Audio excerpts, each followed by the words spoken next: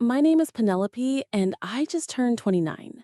For as long as I can remember, my birthday has always taken a backseat in my family. While my brother Carter got royal treatment celebrations, this year I decided not to remind anyone. Instead, I used my $85,000 promotion bonus that nobody knew about to buy myself a mountain cabin. When I posted photos on social media, my phone went crazy. Before I dive into how I finally defended myself without saying a single word, let me know in the comments where you're watching from, and subscribe if you've ever had to create your own celebration when others forgot what mattered to you. I grew up in Pine Valley, a wealthy suburb with perfectly manicured lawns where everyone pretended to live perfectly manicured lives. Our six-bedroom colonial home gave the appearance of a flawless American family from the outside. But behind those walls, the real dynamics were crystal clear. My brother Carter was their prince, and everyone revolved around him. My dad, Wyatt, had made his fortune through real estate investments, and by the time I was in high school, he'd started consulting for Fortune 500 companies. He never missed a chance to brag about how Carter was following in his footsteps. When Carter made the high school basketball team, Dad took the whole family to the most expensive restaurant in town. When I placed first in the National Math Olympiad, he barely looked up from his newspaper and just said, "Good job, kiddo." My mom, Genesis, wasn't any better. A former dance teacher, she had dedicated her life to showcasing Carter's achievements. Our living room walls were a shrine to Carter, trophies, medals, and professional photos documenting every single one of his accomplishments. My academic awards were stored in a box in the attic. A box I discovered by accident when I was 14 while looking for Christmas decorations. The contrast between how our achievements were treated became painfully obvious on my 10th birthday. I woke up excited, bouncing down the stairs expecting at least pancakes with candles. Instead, I found my family and Carter huddled around college brochures. Carter was graduating high school that year, and apparently, his college tour planning couldn't wait even on my birthday. The day passed without a cake, a card, or even an acknowledgement until dinner time. That's when my mother gasped. "Oh my God, Penelope, I completely forgot today was your birthday," she exclaimed, looking more embarrassed than sorry. "We've been so busy with Carter's college applications." Dad barely looked up from his plate. "We'll get you something next weekend," he promised. A promise that was forgotten as easily as my birthday had been. Carter didn't seem to notice the disparity in our treatment. Being 4 years older, he accepted the adoration as his birthright, soaking up attention like a sponge. While not deliberately cruel to me, he lived in a bubble of privilege that made him oblivious to how I was being sidelined. Family gatherings were particularly painful. Grandparents, aunts, uncles, and cousins would flock to Carter, asking about his latest achievements, girlfriends, or career plans. I would sit quietly picking up my food, occasionally answering questions about school, but mostly feeling invisible. When I was 16, I tried talking to my parents about how their favoritism made me feel. It took weeks to work up the courage, planning my words carefully so I wouldn't sound whiny or jealous. I approached them one evening while Carter was at a friend's house. "Mom, Dad, can we talk about something?" I began, my heart pounding. "Of course, honey," Mom replied, though she continued scrolling through her phone. I took a deep breath. "I feel like there's a big difference in how you treat me and Carter. Like my accomplishments don't matter as much." Dad lowered his reading glasses, looking irritated at the interruption. "That's ridiculous, Penelope. We're very proud of both our children." "But you never show it with me," I pushed back, my voice trembling. "You forget my events, my birthdays, but Carter gets parties and presents and constant praise." Mom finally put down her phone, sighing dramatically. "Sweetie, your brother is at a critical point in his life. His achievements now will determine his entire future.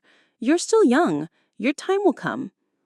Dad added dismissively, "Besides, Carter puts himself out there more. You've always been the quiet one. We can't celebrate what we don't know about." The conversation ended with reassurances that they loved us equally, but nothing changed. If anything, pointing out the disparity made them defensive and even less attentive to my achievements. College was my escape. I chose Northwestern, partly for its excellent communications program, but mostly because it was far enough from home to build my own life. I thought the distance might make them miss me. might make them see me as an individual rather than just Carter's little sister. I was wrong. The pattern of forgotten birthdays didn't improve with age or distance. If anything, being away at college and then building my career in Denver made it even easier for my family to push my special days to the back burner. 3 birthdays stand out as particularly painful benchmarks in my ongoing invisibility. My 16th birthday should have been special in our community. Sweet 16 parties were almost as elaborate as weddings, with girls getting professional photo shoots, catered events, and sometimes even cars as gifts. For weeks leading up to the date, I dropped hints to my parents, left Sweet 16 party planning magazines open on the coffee table, and even circled the date on every calendar in the house. 2 days before my birthday, Mom casually mentioned over dinner, "Penelope, we need to drop you at Grandma Jones this weekend. Dad and I are taking Carter to visit the Stanford campus for a special alumni recruitment event. It was a last-minute invitation we couldn't pass up." "This weekend?" I echoed, my voice small. "But Saturday is my birthday, my 16th birthday."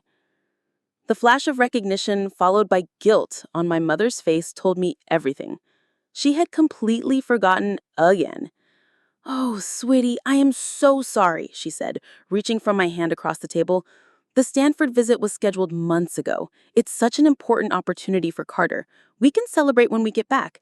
Maybe take you shopping for something special." Carter at least had the decency to look uncomfortable, poking at his mashed potatoes while avoiding eye contact. Dad, however, seemed irritated by the inconvenience of my feelings. "Stanford is Carter's dream school, Penelope. This could determine his entire future. Surely you can understand that's more important than a birthday party that could happen any day." The pattern of forgotten birthdays didn't improve with age or distance. If anything, being away at college and then building my career in Denver made it even easier for my family to push my special days to the back burner. 3 birthdays stand out as particularly painful benchmarks in my ongoing invisibility.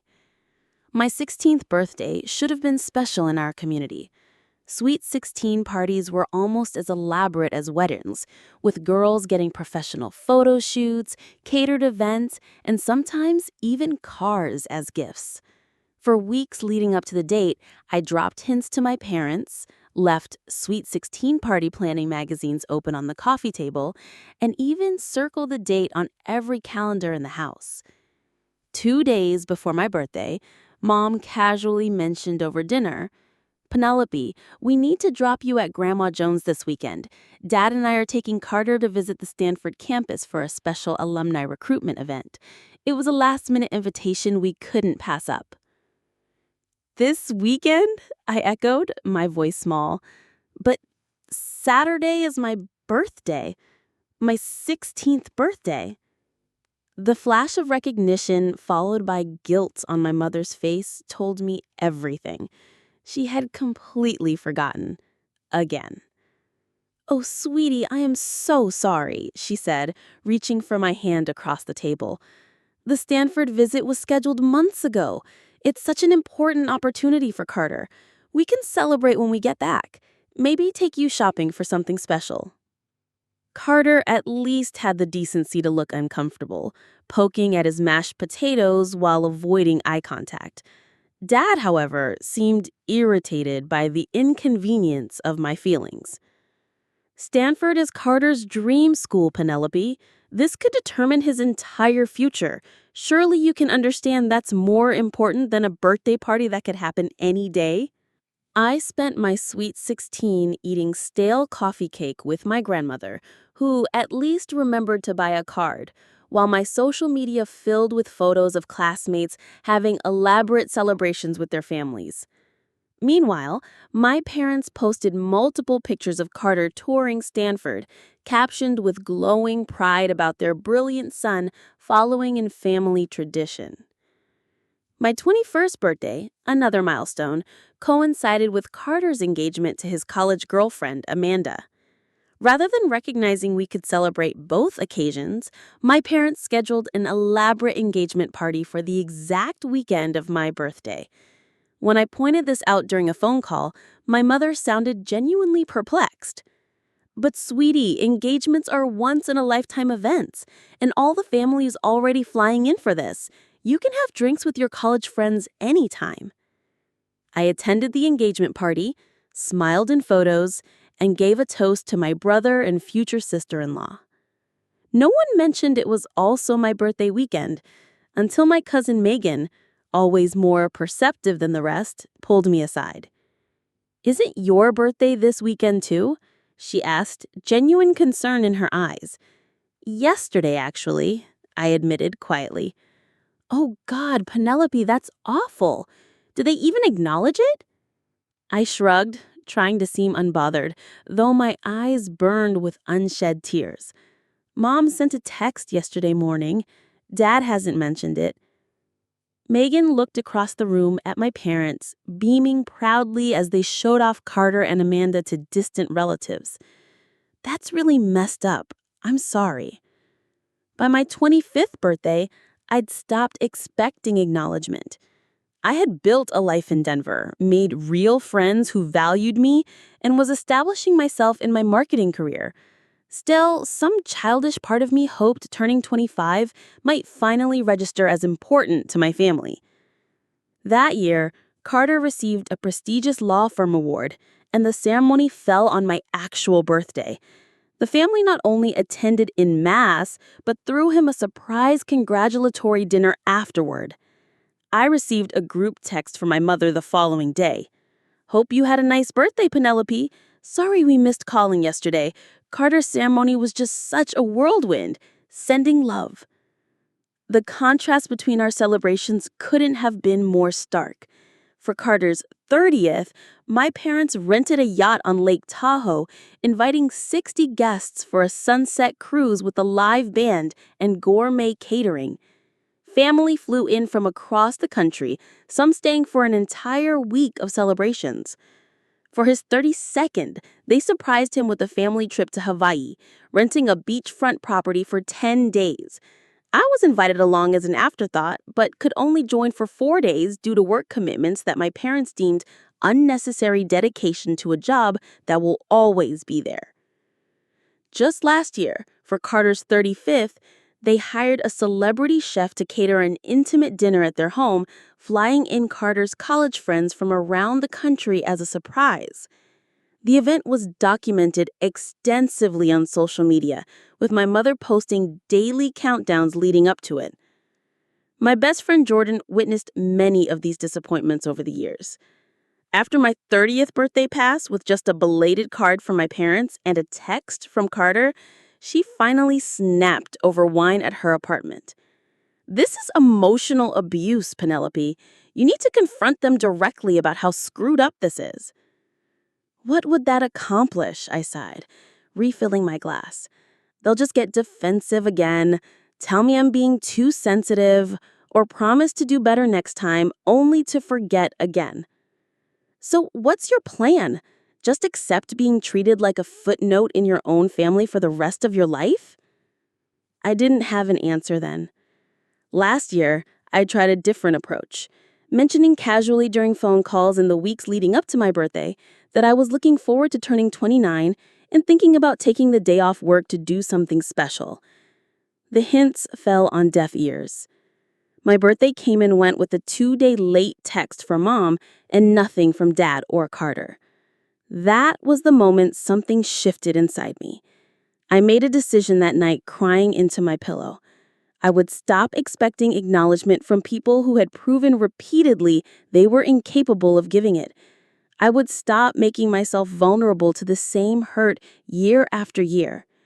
Most importantly, I would start celebrating myself rather than waiting for validation that never came. While my family consistently overlooked my personal milestones, I was quietly building a career that even they would eventually have to acknowledge. After graduating with honors from Northwestern with a degree in marketing and communications, I landed an entry-level position at Morris & Creative Group, a mid-size agency in Denver. The pay was average, but the opportunity to learn from industry veterans was priceless. For 3 years, I volunteered for extra projects, stayed late, came in weekends, and absorbed everything I could about digital marketing strategy. When my boss left for Apex Digital Solutions, one of the top firms in the country, he invited me to join him. It meant longer hours and more pressure, but also a significant jump in salary and prestige. When I called my parents to share the news, my father's response was predictably dismissive. Advertising, huh? Well, I suppose someone has to do it. I always thought you'd eventually go to law school like your brother. I swallowed my disappointment and focused on the opportunity ahead. Apex handled major international brands, and though I started in a junior position, I quickly distinguished myself through a combination of creative thinking and meticulous execution. Teresa Williams, the executive creative director, took notice of my work about a year into my time at Apex. When a major skincare company approached the agency about rebranding their entire product line for Gen Z and millennial markets, Teresa unexpectedly added me to the pitch team. Your demographic insight report on the Whitney account impressed me, she explained when I asked why I'd been selected. You understand these younger consumers in a way some of our more senior people don't. I need that perspective for this pitch. The pitch was successful, and suddenly I found myself second in command on a multi-million-dollar account. For the next 2 years, I worked tirelessly on the campaign, often arriving at the office before sunrise and leaving well after dark.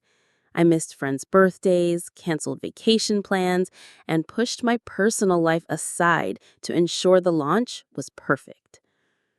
My dedication went beyond what was required. I created detailed buyer personas, insisted on extensive focus group testing, and personally rewrote copy that didn't feel authentic to the target demographic. When other team members complained about my perfectionism, Teresa backed me completely. Penelope has a vision for this campaign, she told them. Trust her instincts. The launch exceeded all expectations. The skincare line saw a 37% increase in sales within the first quarter, with particularly strong performance in previously untapped younger markets. Industry publications featured case studies on our approach, and the client immediately increased their annual marketing budget with Apex. 4 months after the successful launch, all employees were called to an unexpected company-wide meeting.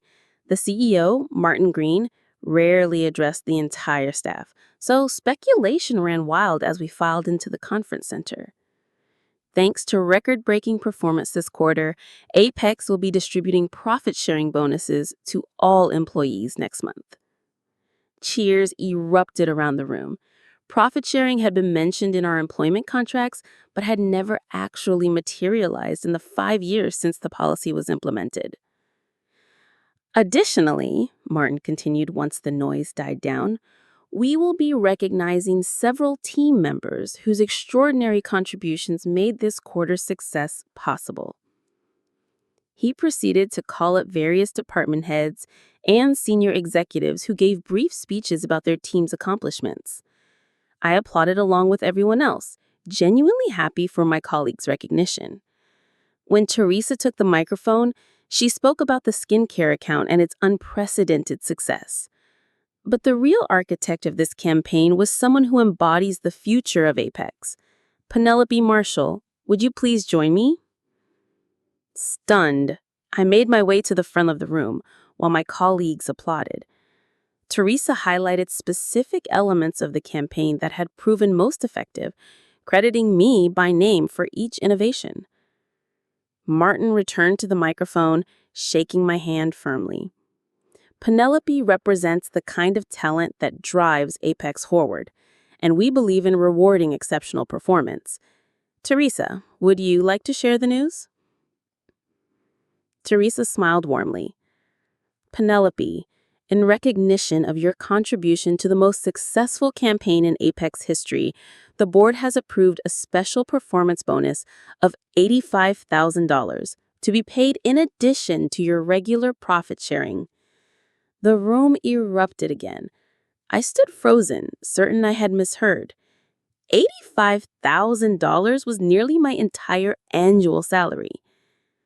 As the meeting concluded, colleagues surrounded me with congratulations and good-natured jokes about what I would do with the money. Later that afternoon, I received a formal letter confirming the bonus and detailing the tax withholding information. It would be deposited within 2 weeks. I sat at my desk staring at the letter in disbelief. My first instinct was to call my parents. Surely this kind of professional accomplishment with such tangible financial recognition would finally impress them. I picked up my phone, then slowly set it down again. Just the previous month, during a rare visit home, I had attempted to share news about a smaller industry award I had received. My father had interrupted me mid-sentence to take a call from Carter, then completely forgotten I was telling him something when he returned to the table. Later, when I tried Dan, he had remarked, "That advertising stuff is fine for now, Penelope. But when are you going to do something substantial with your career?" The memory of that dismissal was still fresh. I realized that sharing my bonus news would likely result in similar minimization, or worse, they might suddenly show interest in my finances after years of treating my career as trivial. Either way, the moment that should bring pride would instead leave me hurt again. I decided then to keep the bonus information private. This achievement was mine alone, earned through dedication my family had never acknowledged or supported. The validation from my industry peers and mentors meant more than my family's belated approval ever could. That night, I opened a new high-yield savings account and set up the deposit information for when the bonus arrived. For the first time in my adult life, I would have significant savings beyond my emergency fund. Financial independence had always been important to me, but this windfall represented something deeper. Concrete recognition of my worth that no one could diminish or ignore. I celebrated quietly that evening with Jordan, who screamed and jumped around my apartment when I told her, "This is huge, Pen. We need champagne, the expensive kind," she insisted, already ordering delivery from the nearest liquor store. As we toasted my success later, Jordan asked the inevitable question, "So what are you going to do with all that money?" I smiled, suddenly feeling lighter than I had in years. "I'm not sure yet, but whatever it is, it will just be for me."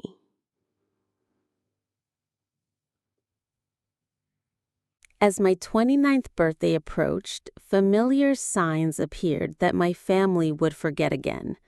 The family group chat buzzed constantly about Carter's upcoming promotion party. After 10 years with his law firm, he was being made senior partner, an achievement my father repeatedly called the proudest moment of my life. My mother sent multiple messages about party planning, debating menus, and coordinating family travel. The celebration was scheduled 3 weeks after my birthday, but planning consumed all family communication. 2 weeks before my birthday, my mother called about Carter's gift. "We're thinking of a luxury watch, about $500 from each of us." I agreed to contribute. As the call ended, she added, "We need you to take Friday off for the party. Your father insists everyone be there Thursday evening for family dinner."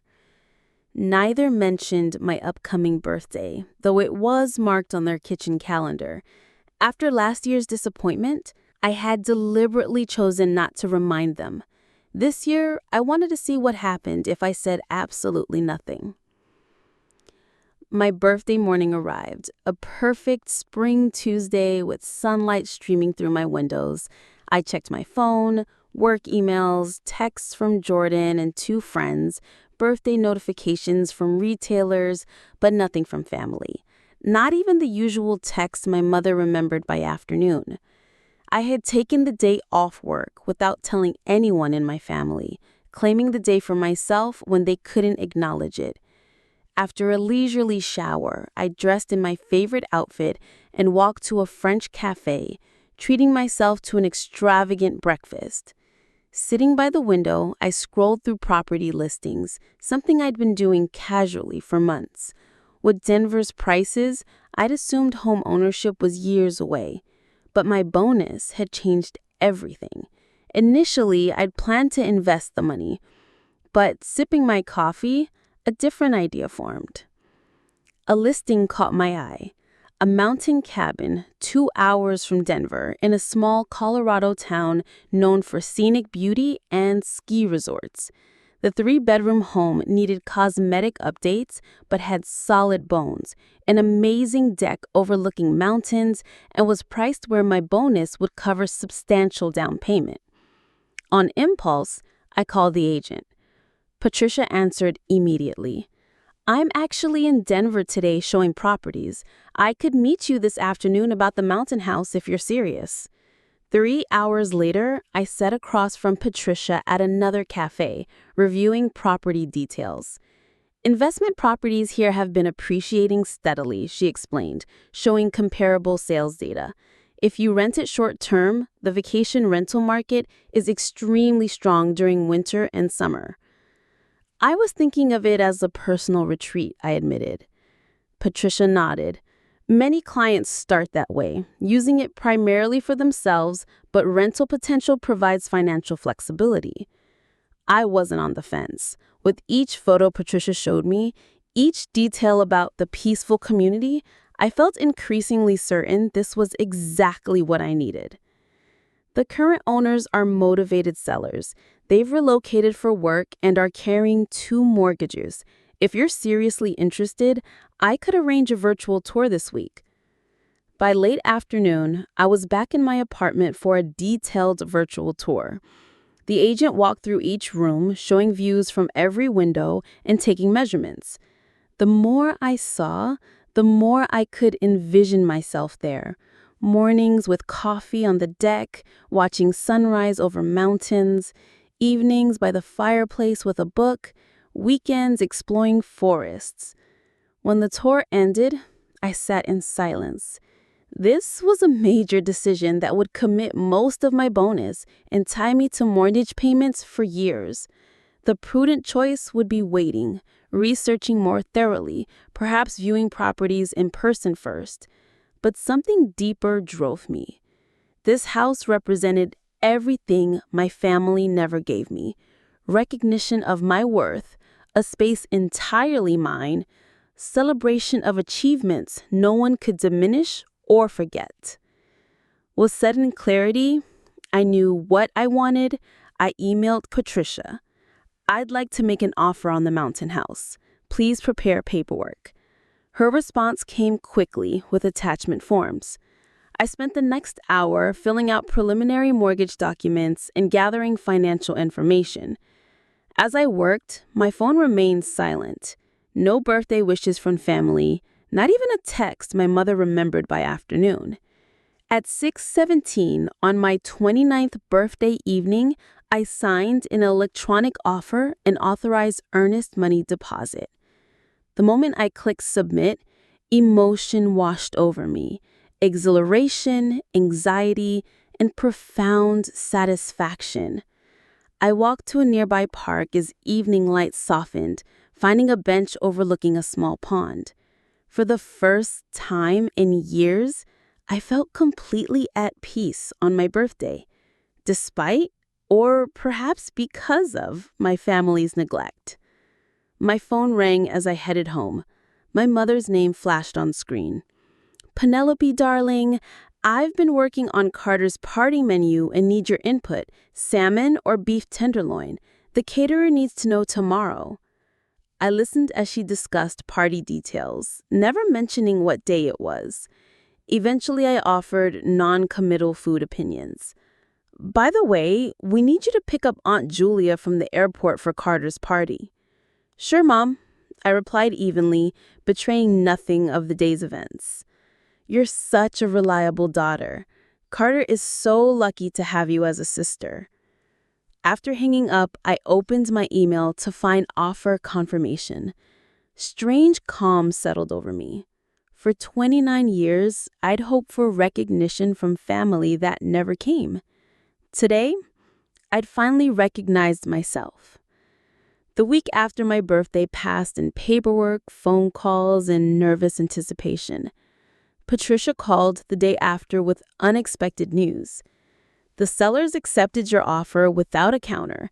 They appreciated the clean offer with minimal contingencies and want quick closing. Within days, I worked with a mortgage broker specializing in vacation properties. My excellent financial position meant straightforward approval. 3 weeks after submitting my offer, exactly 1 day before Carter's promotion party, I signed final papers and received keys to my mountain home. The timing struck me as poetically perfect.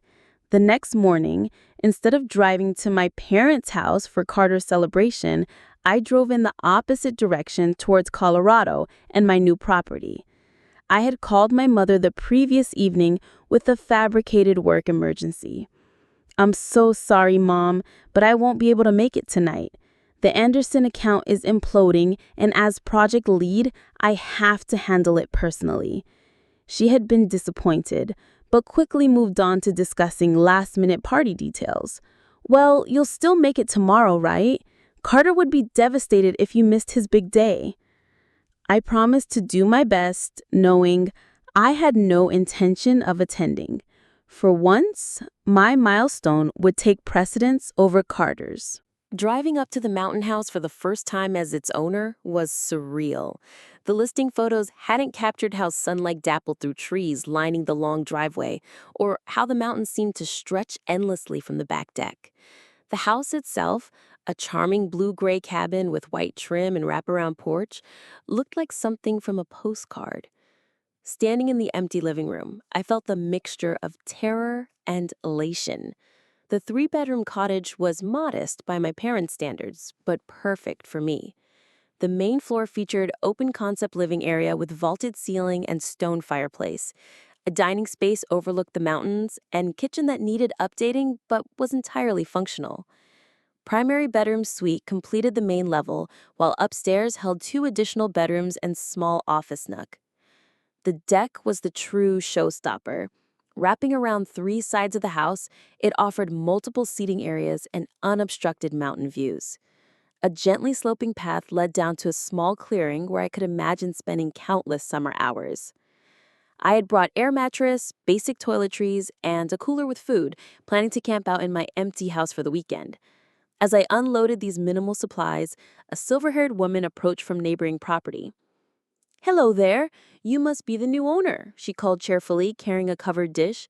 "I'm Margaret Wilson. My husband James and I are your neighbors to the north." Margaret insisted I join them for dinner, brushing aside my protest about imposing. "Nonsense. It's tradition around here to welcome newcomers. Besides, I've made far too much lasagna for just 2 of us." That evening, sitting on Margaret and James's screen porch with a glass of locally made wine, I learned about the close-knit mountain community. Most owners were a mix of retirees and professionals with primary homes in Denver or Colorado Springs, using mountain houses for weekends and vacations. "You'll love it here," James assured me. "Summer brings hiking and fishing, fall has changing colors and harvest festivals, winter offers skiing, spring brings wildflowers and bird watching. Each season has its own magic." The next morning, I drove to the nearest town, a charming village 30 minutes away with several furniture stores, home goods shops, and farmers market. I spent days selecting essential pieces: a comfortable bed, sofa and armchairs for the living room, a dining table that could accommodate small gatherings, and basic kitchen supplies. "Delivering out to Pine Ridge?" asked the furniture store owner when I arranged shipping. "You must be the new owner of Old Peterson Place. Word travels fast around here." Over the next month, I spent every weekend at Mountain House, gradually transforming it from an empty shell into a personal sanctuary. I painted the kitchen cabinets soft blue-gray, replaced dated light fixtures with simple modern ones, and furnished each room with care. The primary bedroom became a retreat of soft whites and pale blues, reminiscent of the mountains themselves. Guest rooms each had their own character, one with a rustic theme, the other with botanical prints and woven textures. Occasionally, I checked my phone to find missed calls from my parents, usually related to some aspect of Carter's ongoing partnership celebration events. There had been a main party, followed by a partner's retreat weekend, then a client appreciation event where the family was expected to attend. Each time I offered polite excuses about work commitments, never mentioning where I was actually spending my time. 6 weeks after purchasing the house, I took a full week off work to complete the transformation. I planted window boxes with trailing flowers, hung art on previously bare walls, and added the finishing touches that made the space truly mine. By Friday evening, exhausted but deeply satisfied, I stood on the deck watching the sunset turn the mountains into molten gold. The house now reflected not just my aesthetic preferences, but my journey. In the living room, framed certificates of professional achievements hung alongside beautiful landscape photography I'd collected over the years.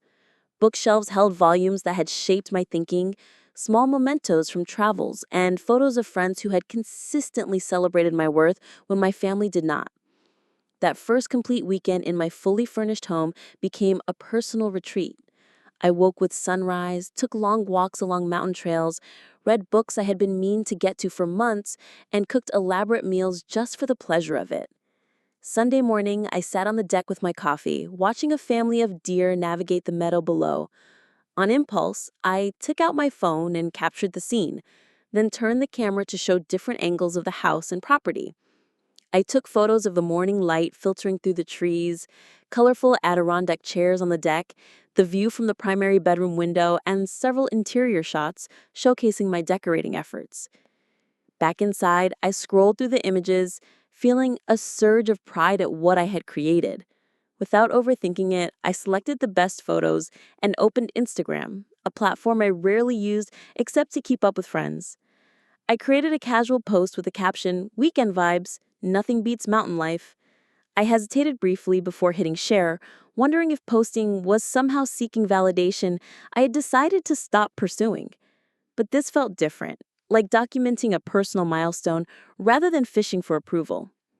I tapped the button and set my phone aside, returning to peaceful Sunday activities. It wasn't until early evening as I was preparing to drive back to Denver that I checked my phone again. The post had accumulated dozens of likes and comments, mostly from friends expressing surprise and asking questions about the beautiful property. Then I saw them, notifications of comments from my mother, father, and Carter. A strange calm settled on me as I read their increasingly incredulous responses. After years of seeking their attention and acknowledgement, I'd finally gotten it without trying. The irony wasn't lost on me. I put the phone away without responding, finished packing overnight bag, and took one last walk around property before locking up. Whatever storm was brewing with my family would keep until tomorrow. Tonight belonged to me, to this achievement, to this place that represented everything I had built for myself when no one else was watching. Monday morning brought the expected barrage of messages. I had barely settled at my desk when my phone lit up with a text from my mother. "Whose house is that? Are you staying with friends? Call me immediately." I ignored it, along with 3 missed calls from my father. By lunchtime, Carter had joined the chorus. "Mom and Dad are freaking out about your Instagram post. What's going on?" The comments on the post itself had grown increasingly demanding. My mother wrote, "Penelope, I don't understand. Whose vacation home is this? Why wouldn't you tell us you were going away for the weekend?" My father added, "Call your mother immediately. Where did you get money for property? This is concerning behavior." Carter's comment was typically self-centered. "Must be nice to waste money on vacation rentals while we're planning my partnership celebration. Some of us are focused on career advancement rather than playing house." Each comment revealed their assumptions that I couldn't possibly own such a place, that any major purchase should be cleared with them first, that my choices were frivolous compared to Carter's accomplishments. By mid-afternoon, extended family members had begun reaching out. Aunt Julia texted, "Lovely photos, Penelope. I didn't know you bought a mountain house. Your mother seems surprised too." Cousin Megan was more direct. "OMG, did you buy a house without telling anyone? The family group chat is exploding." Just before 5, a group text arrived from my mother. "Family dinner this Thursday at 7. No excuses, Penelope. We need to discuss several things as a family." The 3 days leading up to Thursday's dinner were surprisingly peaceful. After the initial flurry, an ominous silence fell. I knew they were waiting for the in-person confrontation, gathering their arguments to present as a unified front. Thursday evening arrived with a spring thunderstorm that matched my turbulent emotions. I considered canceling, claiming illness or work obligations, but something had fundamentally shifted inside me. For the first time, I wasn't afraid of their disapproval. I had built something they couldn't diminish, achieved success they couldn't ignore. I arrived at my parents' home precisely at 7, parking behind Carter's BMW. Taking a deep breath, I rang the doorbell rather than using my key, a small act that positioned me as a guest rather than the perpetually available daughter. My mother opened the door, her expression a careful mask of neutrality. "Penelope, come in. Everyone's in the living room." The atmosphere was tense, with my father standing by the fireplace, drink in hand, and Carter seated in an armchair, scrolling through his phone. Both looked up as I entered, their expressions mirroring my mother's forced composure. "Drink?" my father offered curtly. "White wine, please," I replied, taking a seat on the sofa. We engaged in stilted small talk through appetizers, discussing unseasonable weather and an upcoming charity gala my mother was organizing. No one mentioned the mountain house or my Instagram post, though it hung in the air between us like an uninvited guest. It wasn't until we were seated at the dining room table that my father finally broached the subject. "So, Penelope," he began, his lawyer voice in full effect, "would you care to explain the photos you posted? Whose property is that?" I took a sip of wine, meeting his gaze directly. "It's mine. I bought it last month." The silence that followed was broken by my mother's nervous laugh. "That's not possible, darling. Houses cost hundreds of thousands of dollars." "Yes, they do," I agreed calmly. "This one cost $340,000. I put $85,000 down and financed the rest." Carter's fork clattered against his plate. "Where would you get $85,000 for a down payment? That's ridiculous." I turned to him, maintaining my composure. "I received a performance bonus at work for leading the most successful campaign in the company's history." My father frowned, setting down his knife with deliberate precision. "You never mentioned any bonus or any significant campaign for that matter." "No, I didn't. Just like none of you mentioned my birthday 3 weeks ago." The reference to my forgotten birthday created another awkward silence, quickly broken by my mother's defensive response. "Penelope, we've been incredibly busy with Carter's partnership celebrations. These are once-in-a-lifetime events that required all our attention." "They always are," I replied softly. "Every year there's some reason my birthday isn't worth remembering, while Carter's accomplishments merit weeks of celebration." Carter shifted uncomfortably. "That's not fair, Pen. Nobody deliberately forgot your birthday." "Didn't they?" I asked, meeting each of their eyes in turn. "When was the last time any of you remembered my birthday without me reminding you? When was the last time you planned even a simple dinner to celebrate me, while Carter gets yacht parties and celebrity chefs?" My father's expression hardened. "This is not about birthdays. This is about making major financial decisions without consulting your family. Purchasing real estate is serious business that requires experience and knowledge. I have both. I researched thoroughly, worked with reputable professionals, and made a sound investment. My finances are excellent, my credit is perfect, and the property is already appreciating in value." "But why wouldn't you tell us?" My mother pressed, genuine confusion in her voice. "We're your family. We should know about important developments in your life." The question struck at the heart of our dysfunctional dynamic, and for the first time in my adult life, I didn't soften my response to protect their feelings. "Because you've never shown interest in the important developments in my life. My academic achievements, career milestones, and personal celebrations have always been afterthoughts, if they're acknowledged at all. Why would I share my success with people who have consistently devalued it?" "That's absurd," my father scoffed. "We've always supported both our children equally." I laughed, the sound surprisingly bitter. "Dad, that's simply not true. Let me remind you of a few examples." I calmly recounted the pattern of forgotten birthdays while contrasting them with Carter's elaborate celebrations. I reminded them of my 16th birthday when they took Carter to Stanford, my 21st that coincided with his engagement party, and last year when they couldn't manage a phone call. Every milestone in my life has been overshadowed by something involving Carter, every accomplishment minimized or ignored. So when I received recognition at work in the form of a substantial bonus, I decided to use it for something that would bring me joy without seeking approval I knew wouldn't come.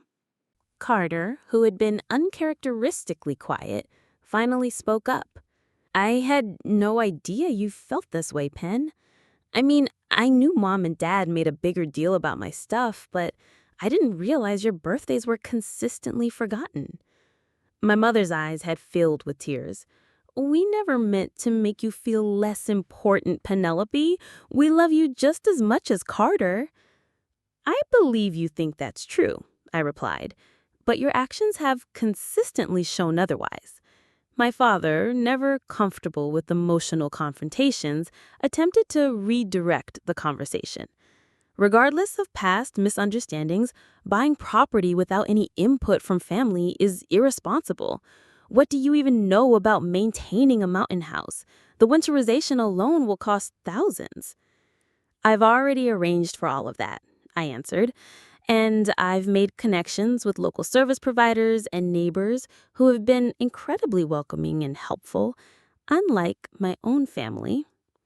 There's no need to be harsh, Penelope, my mother admonished. We're simply concerned about such a major decision. No, you're concerned that I made a major decision without your input or control, I corrected her. You're concerned that I achieved something substantial that had nothing to do with Carter. Mostly, you're concerned that I finally stopped seeking validation from people who have proven repeatedly they won't give it. I stood up, placing my napkin beside my barely touched dinner. I'm not interested in your approval of my purchase. I'm not interested in your belated concern about my birthday or my feelings. What I am interested in is being recognized as an independent adult who has built a successful life despite, not because of, my family's support. My father rose as well, his face flushed with anger. You're being dramatic and ungrateful. Everything we've done has been for both our children's benefit. I'm being honest, I countered, perhaps for the first time. And if honesty seems dramatic to you, that says more about our family dynamic than it does about me. I gathered my purse and jacket, suddenly eager to be anywhere but there. I won't be attending the remainder of Carter's partnership celebrations. I have a mountain house to enjoy and a life to live that doesn't revolve around being a supporting character in the Carter show. Carter looked genuinely distressed. Pen, wait, don't leave like this. I'm not leaving like this, I replied, softening slightly at his evident concern. I'm leaving as someone who has finally recognized her own worth when her family couldn't. There's a difference. My mother followed me to the door, tears now streaming down her face. Penelope, please, we can fix this. We can do better. I turned to her one last time before stepping outside into the now gentle rain. Maybe you can, but I'm not holding my breath waiting for it anymore. The drive back to my apartment should have felt terrible after such a confrontation, but instead I experienced a profound sense of relief. For years I had carried the weight of their neglect, trying to make myself smaller, more accommodating, less needy, in hopes they might finally see me. Laying down that burden felt like flying. Instead of returning to my apartment, I made a spontaneous decision to drive straight to the mountain house. It was a Thursday night and I had work the next day, but suddenly nothing seemed more important than waking up in the space I'd created for myself, surrounded by tangible proof of my worth. As I drove through the night, rain giving way to clear skies dotted with stars, I felt a lifetime of pent-up emotions finally finding release. I had stood up for myself, named the pattern of neglect without minimizing it, and walked away with my dignity intact. The mountain house awaited, a beacon of self-determination at the end of a long, dark road. I unlocked the front door and stepped inside, breathing in the scent of cedar and mountain air. Every piece of furniture, every carefully chosen decoration, every photo on the walls represented a choice I had made for myself. The week following the confrontation passed in complete silence from my family. No calls, no texts, no emails. In previous years, this silence would have devastated me, sent me spiraling into self-doubt and anxious attempts to make amends, even when I wasn't at fault. This time, I felt only calm certainty that I had done the right thing by finally speaking my truth. I had taken Friday off work, spending a long weekend at the mountain house. The solitude that once would have felt like punishment now felt like a gift. I walked along mountain trails, collected smooth stones from a nearby stream, read books on the deck, and introduced myself to more neighbors. Each small interaction reinforced that I was building a life entirely on my own, defined by my choices, rather than my family's perception. Margaret and James invited me over for Sunday brunch, where I met other year-round residents who welcomed me warmly into their small community. "You have a peaceful energy about you," Margaret observed as we sat on her porch afterwards, "like someone who's finally found where they belong." Her words struck me deeply.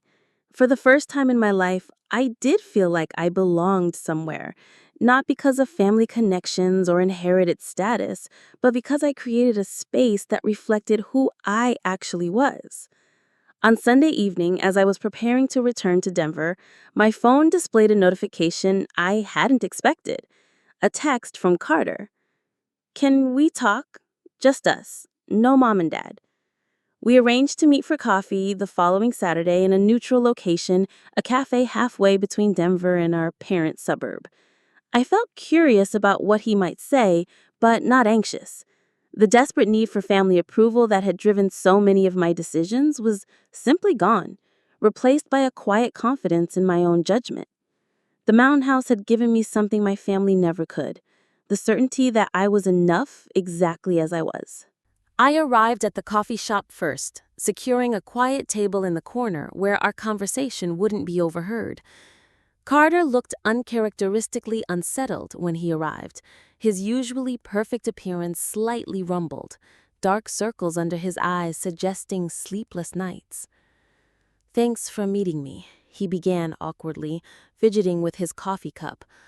"I've been doing a lot of thinking since Thursday." "About what?" I asked, neither hostile nor particularly warm. He met my eyes directly, for perhaps the first time in our adult relationship. "About how right you were, about all of it. The forgotten birthdays, the constant spotlight on my achievements, the way they've always treated us differently." "You never noticed before?" I couldn't keep the skepticism from my voice. "I think part of me did," he admitted, "but it was easier not to examine it too closely. I benefited from the imbalance, so why question it? That sounds terrible when I say it out loud." "It does," I agreed, "but I appreciate your honesty." Carter ran a hand through his hair, a nervous gesture I remembered from childhood. "After you left, Mom cried for hours. Dad just kept pouring drinks and muttering about ingratitude. I started thinking about all the birthdays you mentioned, realizing I couldn't remember a single celebration for you in recent years. Then I started looking back at family photos." He pulled out his phone, opening his photo gallery. "Look at this." The photo showed our parents flanked by Carter and his wife, with me standing slightly apart as though I had been included as an afterthought. He swiped to another image. Christmas, 3 years ago. Again, the composition placed Carter centrally with our parents, while I was positioned on the periphery. "It's in every photo, Penelope. You're literally marginalized in our family pictures." Once I saw it, I couldn't unsee it. I nodded, unsurprised by the visual confirmation of what I had felt for decades. "I'm sorry," Carter said quietly. "I'm sorry I never noticed, never spoke up, never made sure you were included. I've been so caught up in my own life, accepting their favoritism as my due, without considering what that meant for you." His apology, unexpected and seemingly genuine, loosened something tight in my chest. "Thank you for saying that. Your mountain house is beautiful, by the way," he added with a small smile. "I looked more closely at your photos after you left. It suits you somehow. Elegant but not showy, comfortable but still sophisticated." We talked for nearly 3 hours, longer than we had spoken one-on-one in years. Carter shared his own complicated feelings about our parents' expectations, the pressure of being the golden child, the fear of disappointing them that drove many of his life choices. I spoke about my marketing career, my friendships, and my growing confidence in my own path. For the first time, Carter listened without trying to redirect the conversation back to himself or offer unsolicited advice. "Would you consider coming to the mountain house sometime?" I asked as we prepared to leave. "Not right away, but maybe in a few weeks. I could show you around, introduce you to my neighbors." "I'd like that," he replied, genuine warmth in his voice. "And Penelope, happy belated birthday." The following weekend, my best friend Jordan finally visited the mountain house, bringing champagne, gourmet snacks, and a belated birthday gift. A beautiful wind chime for the deck that sent melodic notes dancing across the valley when the breeze caught it. "This place is absolutely you," she declared after the grand tour. "Peaceful, but with depth. Beautiful without being flashy. And way more substantial than anyone gives it credit for." We spent the weekend hiking nearby trails, visiting local wineries, and talking late into the night on the deck. Jordan, who had witnessed years of my family's neglect, was fiercely proud of my confrontation. "You finally stopped accepting crumbs from people who should have been giving you the whole bakery. That's the real achievement here, even more than this gorgeous house." At work, my success continued to build on itself. The recognition from the skincare campaign led to more high-profile assignments and increased responsibility. Colleagues who had once viewed me as merely competent now sought my input on strategic decisions. Teresa, my mentor, nominated me for an industry award that recognized emerging leaders in marketing. "You've found your voice," she commented, after I presented a particularly bold campaign concept to a conservative client who approved it enthusiastically.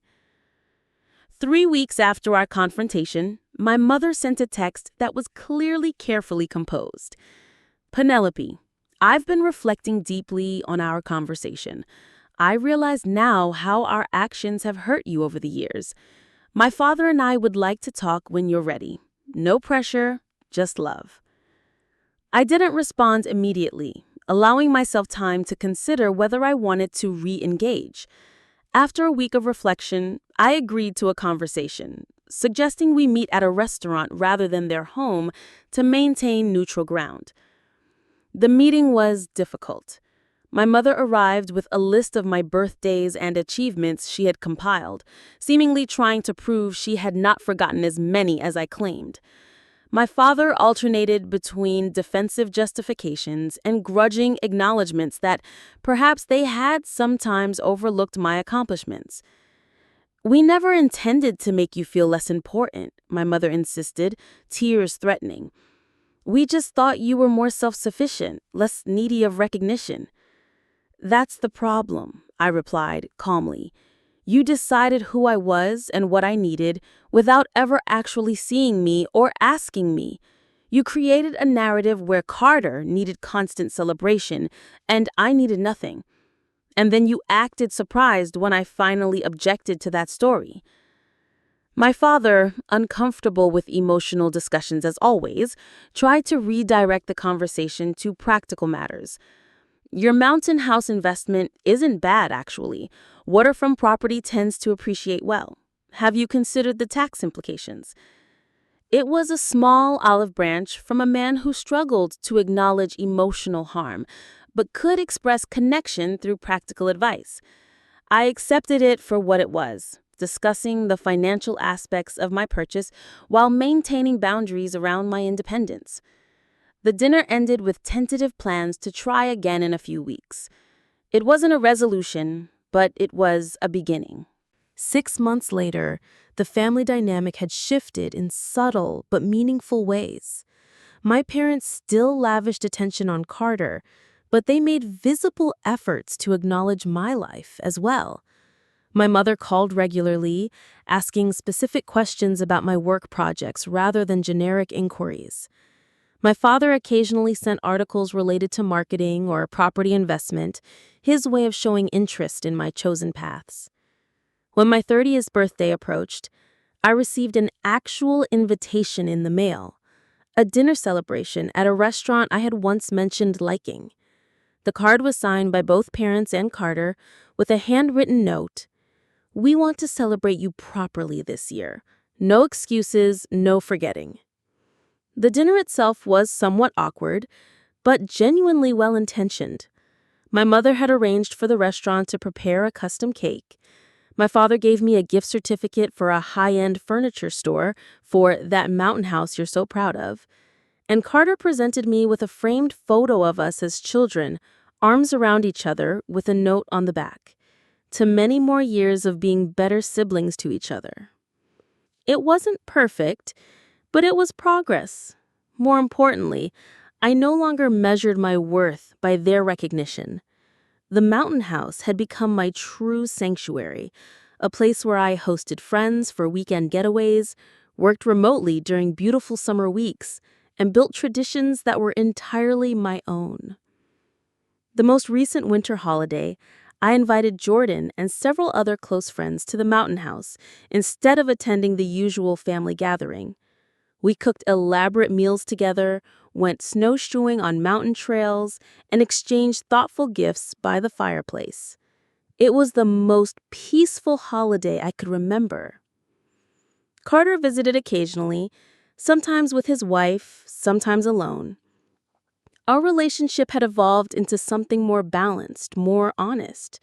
He had begun the difficult work of recognizing his role in our family's dysfunction, and I had begun the equally challenging work of allowing him to change without holding his past behavior against him. My parents had visited the mountain house only once, a brief and somewhat tense afternoon tea that nevertheless represented enormous progress from where we had been. My mother had complimented my decorating choices, and my father had reluctantly admitted the property was even better than it looked in the photos. "You've created something really beautiful here," my mother said as we sat on the deck, watching afternoon light filter through the pine trees. "I can see why you love it so much."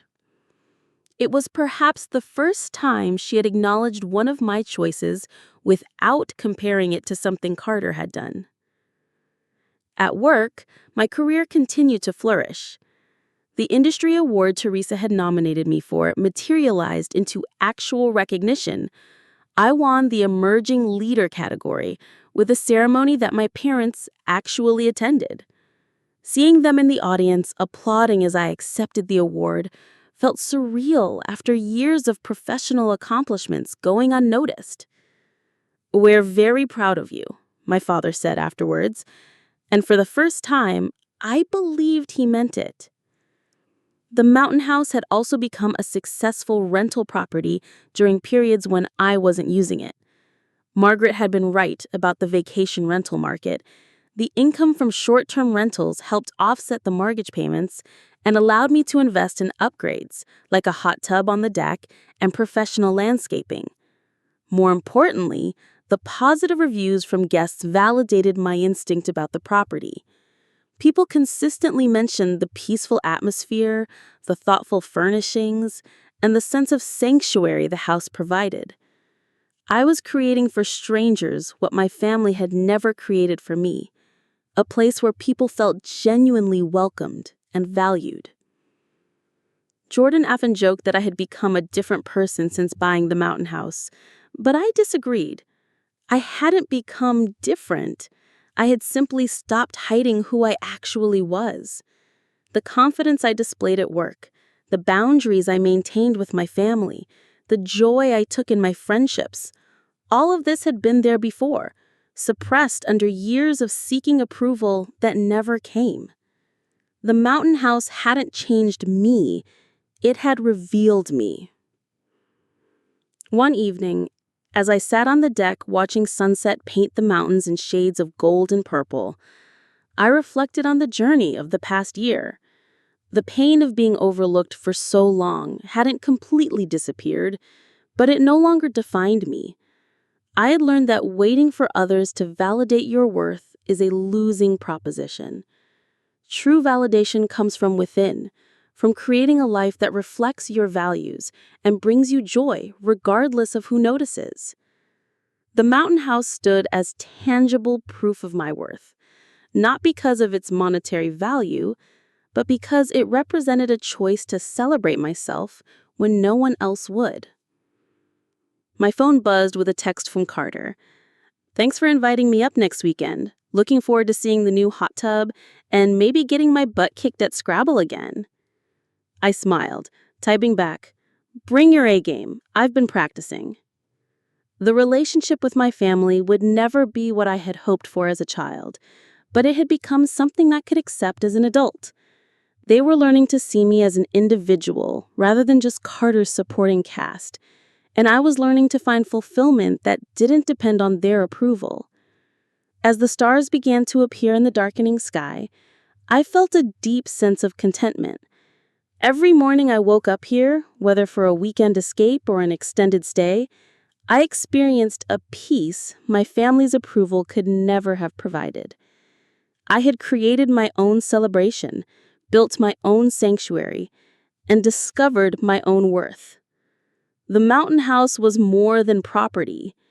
It was proof that sometimes the most powerful thing you can do is recognize yourself when no one else will. As I sit on my deck now, watching another sunset paint the mountains in gold and crimson, I reflect on the journey of the past 2 years. The pain of being overlooked for so long hasn't completely disappeared, but it no longer defines me. I've learned that waiting for others to validate your worth is a losing proposition. True validation comes from within, from creating a life that reflects your values and brings you joy, regardless of who notices. The mountain house stands as tangible proof of my worth, not because of its monetary value, but because it represents a choice to celebrate myself when no one else would. Every morning I wake up here, whether it's a weekend escape or an extended stay, I feel a peace that my family's approval could never have provided. Just last month, something happened that perfectly illustrated how much had changed. I received a promotion at work, creative director, the position I'd been working toward for years. When I called my parents to share the news, both of them were genuinely excited. My mother immediately started planning a celebration dinner, and my father asked detailed questions about my new responsibilities and salary increase. "We should announce this in the family newsletter," my mother said, referring to the quarterly update she sends to extended family. "For the first time, my achievement would be featured alongside Carter's accomplishments, rather than relegated to a brief mention at the bottom." Carter called me separately that evening. "Congratulations, Pen. You've earned this. I'm really proud of you." The words I had waited decades to hear from my family finally came, but by then, I no longer needed them. Their approval felt nice, but it wasn't the life-changing validation I had once craved. I had already learned to celebrate myself. My relationship with Jordan has deepened through this journey. She often stays at the mountain house for extended weekends, and we've started what she calls our monthly accountability sessions, long walks where we check in on each other's goals and dreams. "You know what's different about you now?" she asked during our most recent walk. "You used to apologize for taking up space. Now you just exist in it naturally, like you belong wherever you are." She was right. The desperate need to make myself smaller, more accommodating, less inconvenient had disappeared. I spoke up in meetings, set boundaries with difficult clients, and stopped over-explaining my decisions. The confidence I displayed wasn't arrogance, it was simply the absence of constant self-doubt. At the Mountain House, I've created traditions that bring me genuine joy. Summer evenings mean dinner on the deck with whatever neighbors happen to be around. Fall brings apple picking expeditions with Jordan and other Denver friends who make the drive up. Winter means cozy fireside reading marathons and hot chocolate that actually tastes like chocolate. Spring is my favorite season here. The mountain wildflowers bloom in waves of color, and I spent hours hiking trails that lead to hidden meadows and crystal clear streams. I've become something of a local hiking guide, leading groups of vacation rental guests on sunrise walks to the best viewpoints. The rental income has exceeded all expectations. The Mountain House stays booked most weekends and summer weeks, with guests leaving reviews that consistently mention the peaceful energy and thoughtful touches throughout the house. I've used the income to pay down the mortgage ahead of schedule and add amenities like professional-grade kitchen equipment and a library of books about Colorado history and outdoor adventures. More importantly, I've discovered that creating spaces where people feel welcomed and valued comes naturally to me. Several guests have returned multiple times, and some have become genuine friends. Margaret jokes that I'm single-handedly improving the community's reputation for hospitality. My work life has flourished beyond my wildest expectations. The creative director role came with a significant salary increase and equity in the company. Teresa, now promoted to partner, has become more than a mentor. She's become a friend who challenges me to think bigger about my career and my life. Have you ever considered starting your own agency? She asked recently. You have the vision, the client relationships, and now the financial backing. The only question is whether you want the responsibility that comes with it. It's a possibility I'm seriously considering.